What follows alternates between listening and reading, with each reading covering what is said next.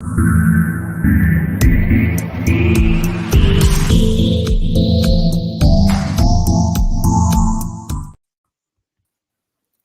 and welcome to Dojo Live this Tuesday, April 30th, 2024. My name is Kim Landis, and it's my pleasure to be hosting alongside Sridhar Padmanabhan today. Hello, Sridhar. Hey, Kim. I think maybe has you beat in terms of experience in travel and hospitality today. That is none other than David Millili, who is the CEO of LodgIQ. David, we're so excited to be able to speak with you and learn more about your company and what it is that you're doing for the industry. Thank you for joining us. Thanks for having me. Great to be here. Yes, I feel a little intimidated to have you on the opposite side of the mic. I know that you're also a podcast host, so thank you. This is a great experience for all of us. We really look forward to learning from you. We're going to be diving into commercial strategy platforms, what that means for travel and hospitality. But before we do, we'd really like to get to know a bit more of the David Millili story, sort of your passion, your background, and how that's led up to your time with LodgIQ. If you could please share with us. Sure. So I'll make it quick, as you said, and we were talking before the show. I'm old, so I got a long history. But I was going to. I did not say that. So basically, I was at University of Pittsburgh, needed a job.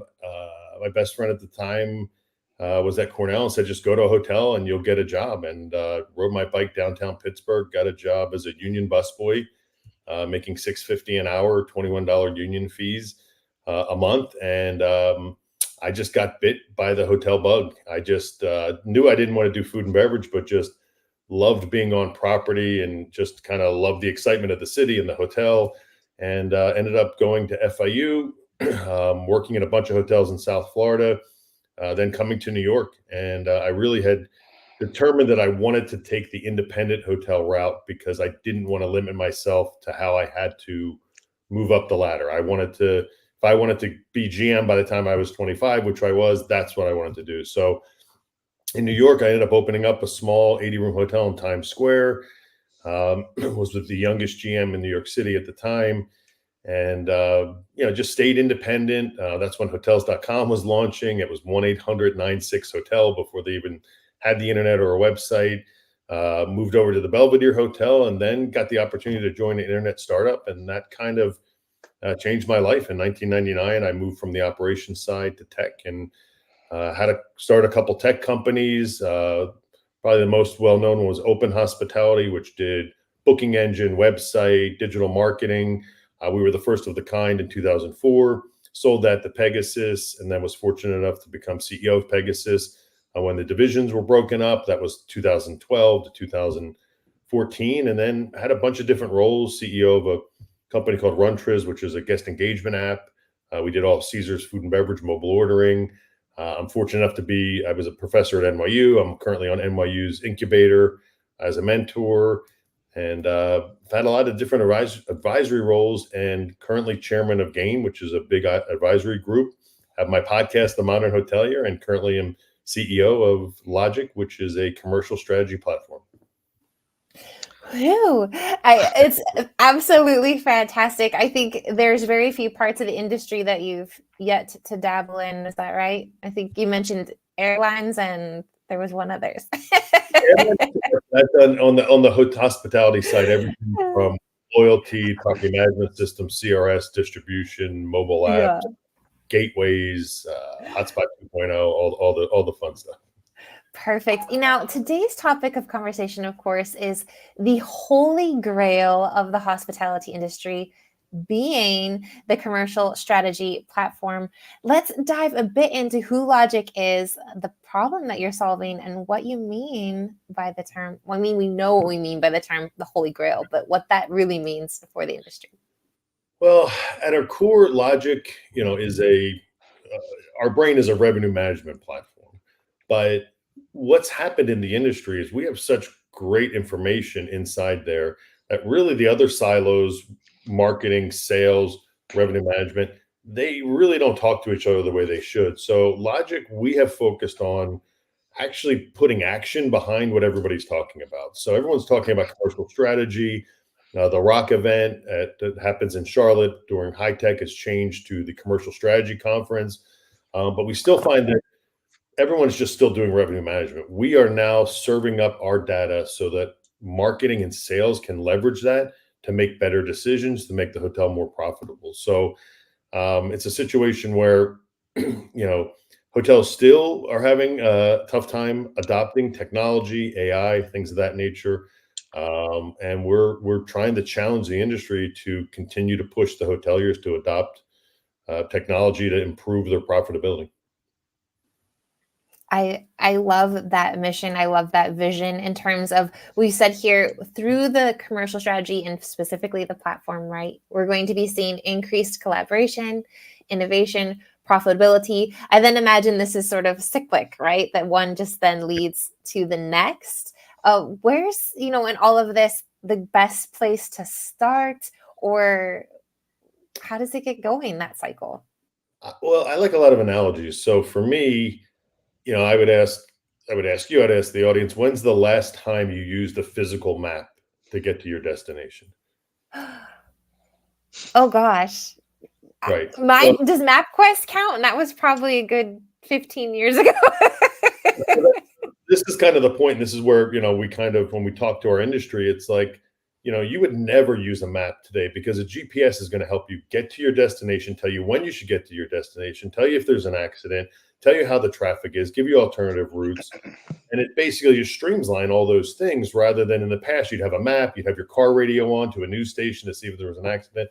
So what we're trying to make sure that hotels are doing are adopting AI and technology to make better decisions more efficiently.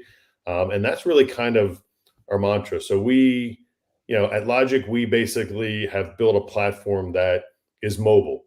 So revenue managers, marketing managers can have it when they're on the train or they're at home.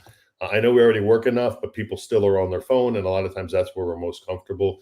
Our platform is very intuitive. There's no manual needed. If you're a revenue manager or marketing manager, you could log in and just figure it out. We're leveraging AI so that you could put the system on autopilot so that your rates could be changed without you having to go in and make a decision. You could just set parameters, not really parameters, but really just set it up so that it will check X amount of hours. And then if something does happen in the market, it'll make that change. A great example is, a city like New York, where a lot of the traffic is and visitors and guests are coming from Europe. There's things that are happening when people are asleep in New York City, those revenue managers. Well, our platform's awake and it's making educated and smart decisions to make sure the hotel's not missing out on any revenue. That's an absolute fabulous analogy. It makes sense. And I thought New York was a city that never sleeps, but Right. perfect. Sridhar, what's your take on this? What are you hearing? I think this is fascinating from many perspectives. I can see that your platform is for the smaller hotel chains. I'm curious how this works for management groups on one side. On the other side, when even if it is a smaller independent hotels and resorts, when they look at how does this help them, I mean, what do management groups do with this? I had one question. And then you had the platforms that are desperately trying to sell, and they have their own ways of optimizing top line, bottom line, and they're also working 24/7. So I just wanted to get a sense of, what's your view for management groups and the benefit of using Logic, you know, the constant pressure of working with OTAs.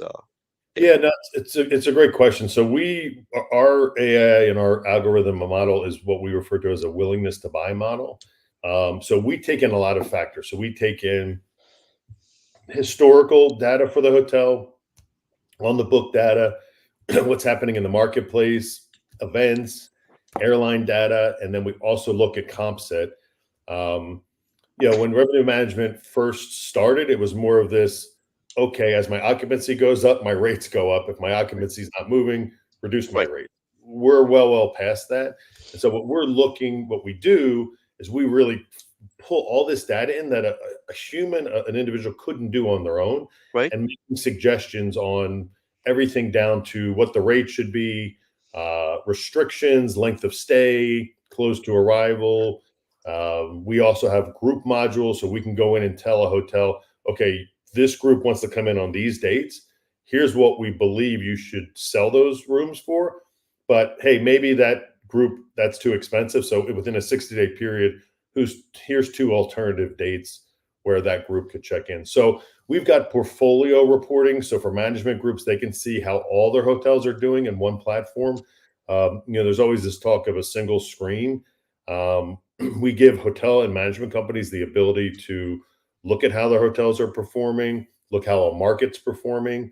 And we don't do that all on our own. We have great partners. So we connect out to whether it be Lighthouse data, Demand 360, STR data. Like I said, we pull in event data, airfare data. So it's really, if you think about it, it's kind of, it's a way for the hotel to really efficiently see what's going on and either make a decision on their own or allow the system to make a decision for them. Fascinating. While I've been working with companies in this space for a while, I'm very happy I bumped into you and your company today. I did not know that this is the state of the art where, these models are currently available. So, Kim, that was my first question. So Perfect. You mentioned first question. Is there a second question? there could be. I probably have plenty of questions, but All right. yeah. I'm curious in terms of like, if we want to bring it back to the commercial strategy component, we dipped into the RMS a bit just now. You've been mentioning the other 2 sides of this 3-sided coin. What is this, a pyramid? I don't know. But we're talking also about sales and marketing. So how are you then getting this information to them? What does that collaboration piece look like? And how is this so important to basically the innovation side and ultimately increasing profitability?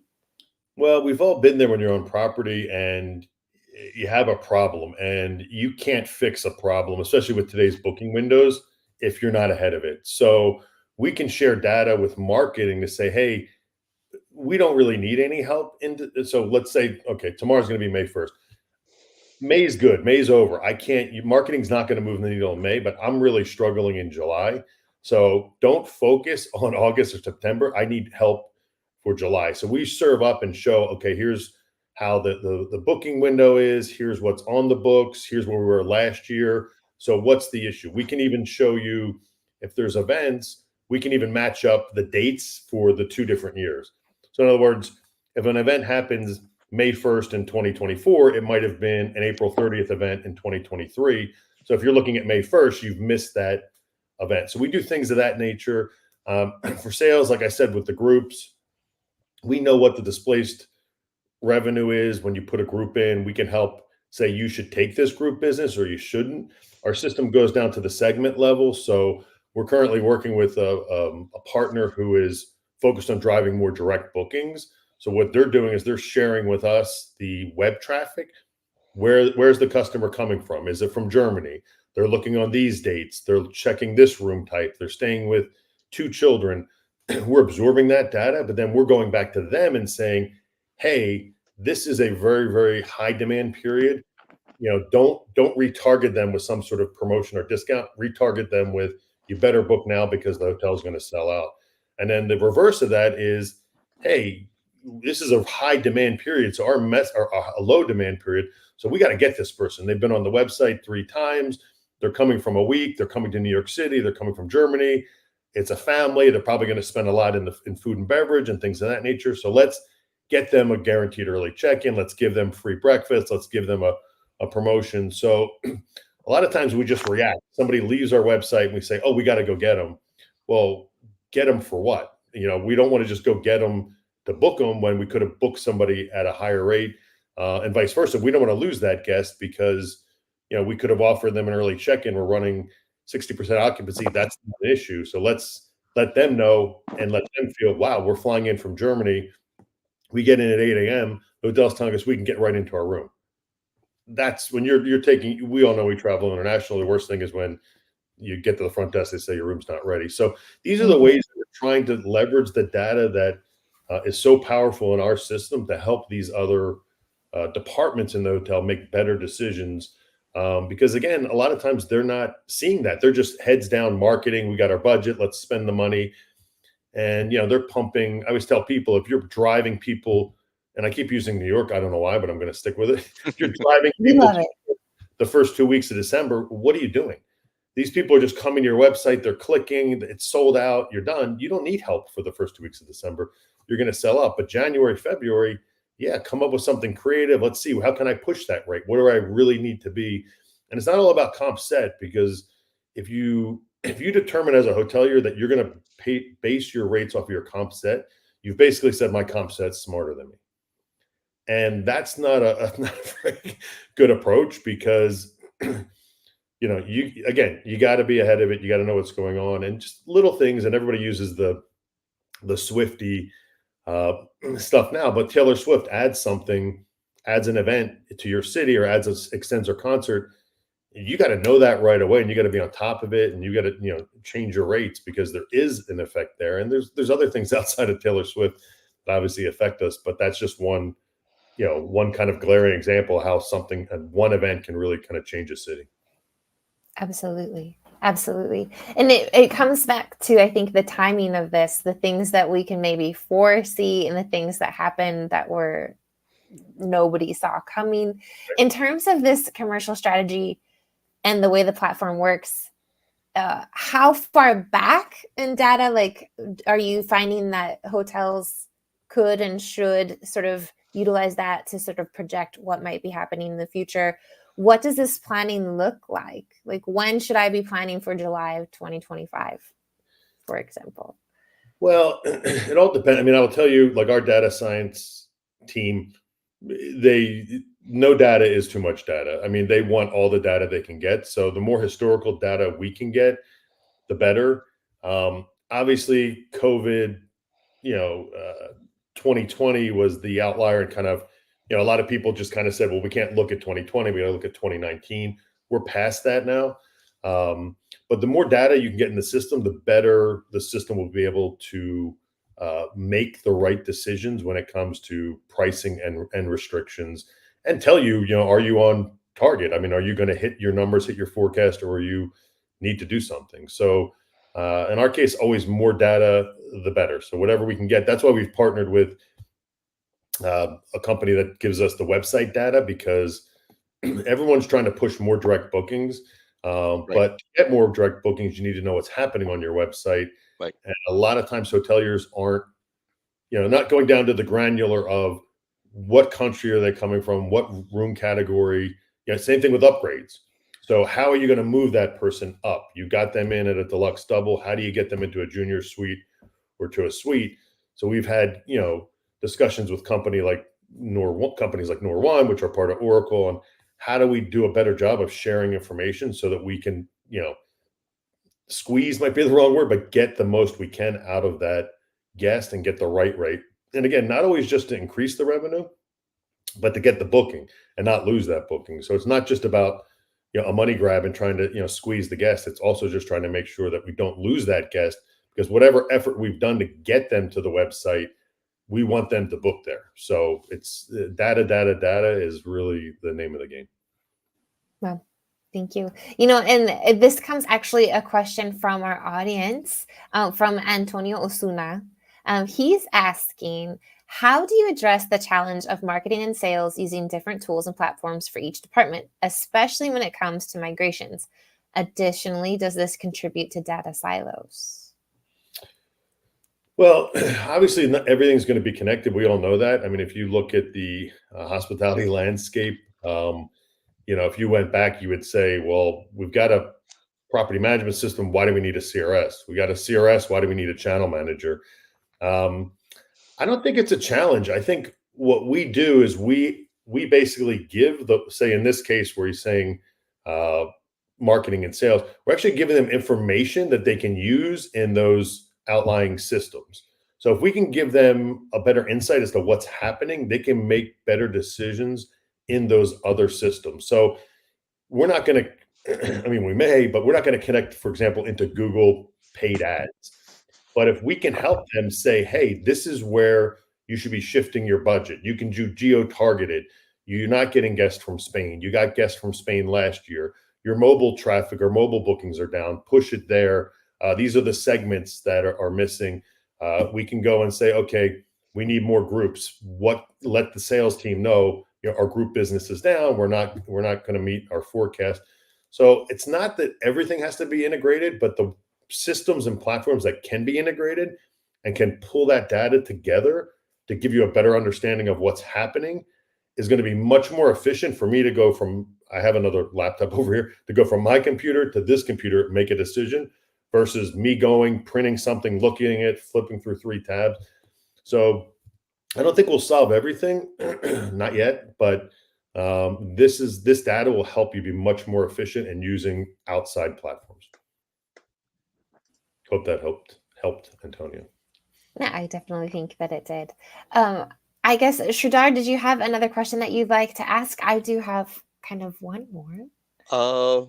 Why don't you go for it? I have a Perfect. question ready, but why don't you go ahead? Yeah, we've got time. We've got time. So I was talking, in your example here of, transferring from one computer to the other.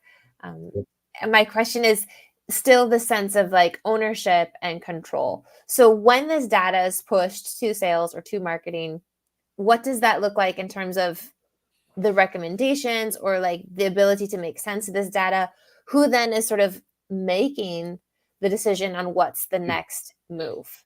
How are you helping with that piece of the puzzle? So this part of us evolving, or Logic evolving into a commercial strategy platform, is a work in progress. What we've done is, one of the worst things you can do is talk about silos, vacuum, is for us to think that we're the smartest people, and just take my experience, take other people like Noe on my team or PJ.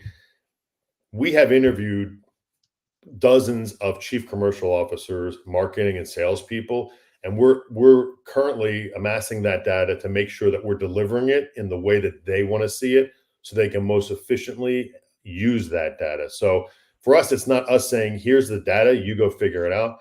We're saying, what do you need? How do you want to see it? So, a great example is when I first started at Logic, we had a meeting with a group of revenue managers, and they said, oh, let me show you my Excel report. I export everything from Logic and I put it in Excel so I can move it all around. And I said, well, what if we just give it to you the way you want it in the platform so you don't have to export it? And it was kind of like this, oh, well, we're used to using Excel, blah, blah. But, that's, breaking these habits and getting people to also just share information. Like I said, we've got a lot of smart people.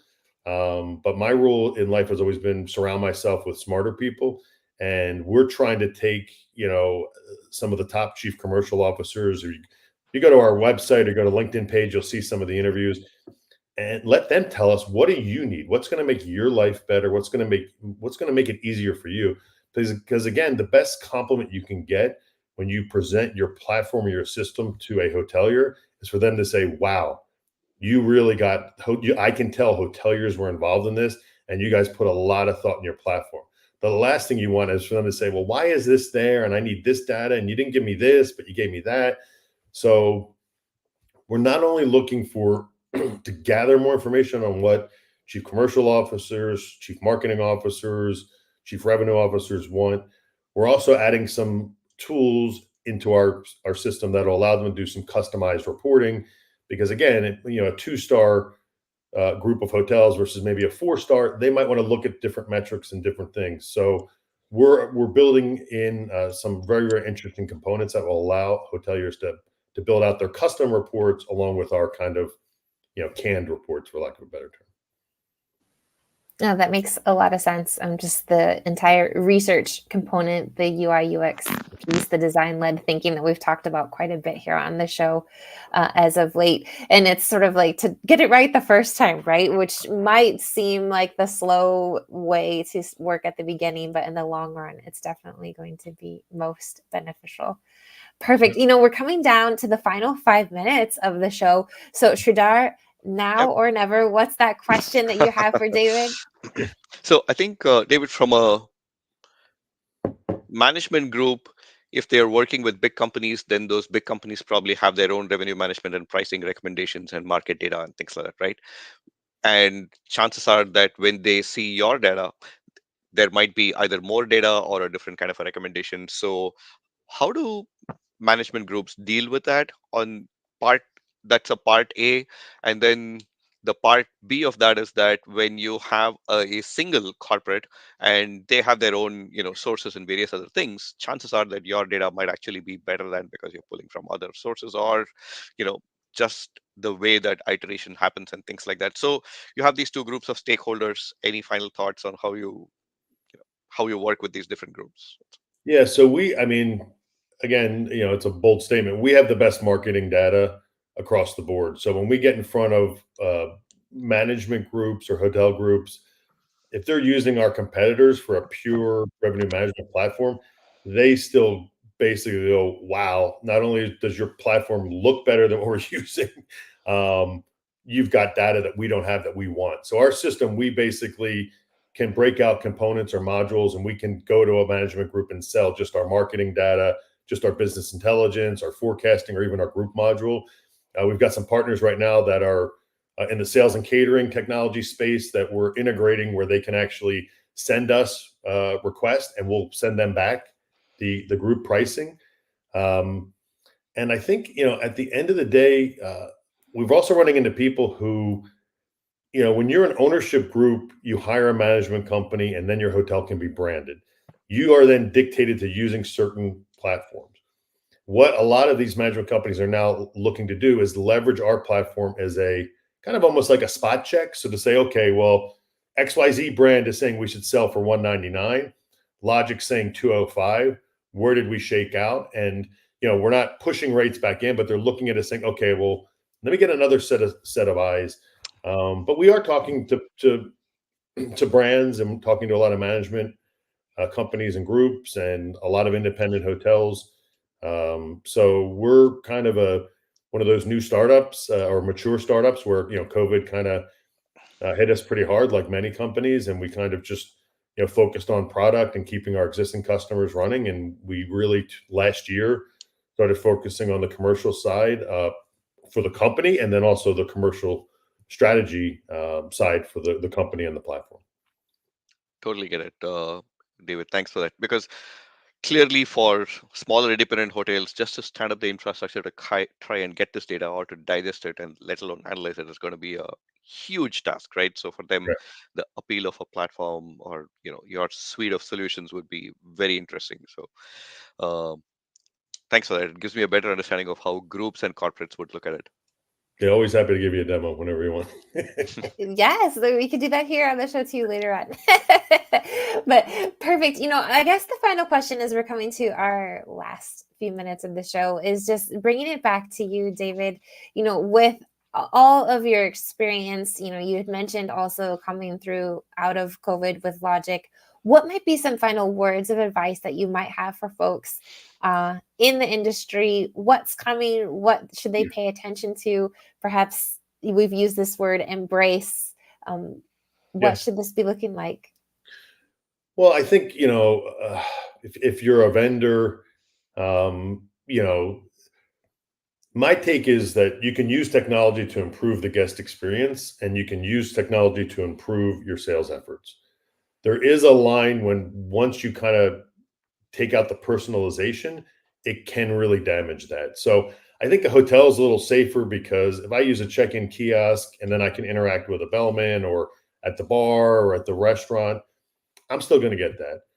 Hoteliers, I think, or the vendor side, there's too many people relying on just email cadences and generic stuff, and everyone's getting beat up. It's not my competition is not the other commercial strategy or revenue management platforms. It's every cloud-based PMS, CRS, marketing company that is bombarding these hoteliers. And so I would say, you're very fortunate. A lot of people hear me say this. I'm the old guy, so I didn't have a LinkedIn when I started my company. I had to call the hotel and try to hide in a bush to find out who the GM was coming out. So leverage that information and be personable. And don't always. I always tell people my secret sauce when I sold into hotels would be after I showed a PowerPoint, I'd say, "Hey, can I see a couple rooms?" That gave me a minute away from the computer. It gave me an elevator ride. I could talk to them like a GM and say, wow, I really like what you did with the room. You have outlets here. Wow, your amenities are great. Wow, quality towels. Then all of a sudden you're a person. And I think too many times we just worry about our product and the email cadence and, hey, I didn't hear back from you. What's wrong? And then you're sitting there going, man, if I get another one of these emails, I want to go crazy. And so, LinkedIn gives you a great spot where you can say, hey, I see you worked for Marriott. Now you're working for Viceroy. What was that change like? Blah, blah, blah, things of that nature. You went to this school, or this is your volunteer here, or this or that. So I know everyone gets a little sensitive around LinkedIn being too social media, Facebook, Instagram like, but I think there is a balance that works out for both parties, where if you don't, cross the line and are not always just posting personal stuff, and just post some stuff that, shows more about who you are and who your company is. That would just be the advice I give to people. Just try to be a little more genuine and not just assume that because you have a great product, people are going to be knocking down your door to buy it.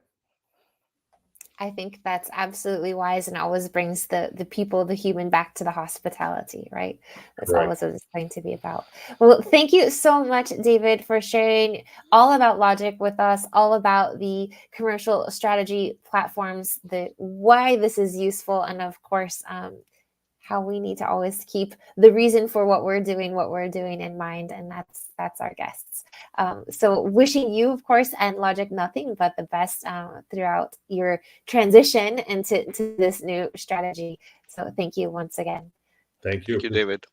Thank you. And stick around for just a minute as we go off air. But before we do go off air, I would like to remind our guests that we do have a second show this week that's coming up on Thursday. Thursday, the 2nd of May, also at 10 o'clock a.m. Pacific. It's going to be the second segment of our second series with Provision Partners.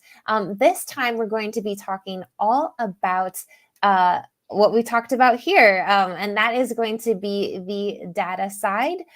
We're going to be joined again by David Chesler, as well as Nagaraj Sastry of Ancora, VP of Data and Analytics. So do catch that show. You won't regret it. So thank you so much. And thank you once again, everyone. Bye for now.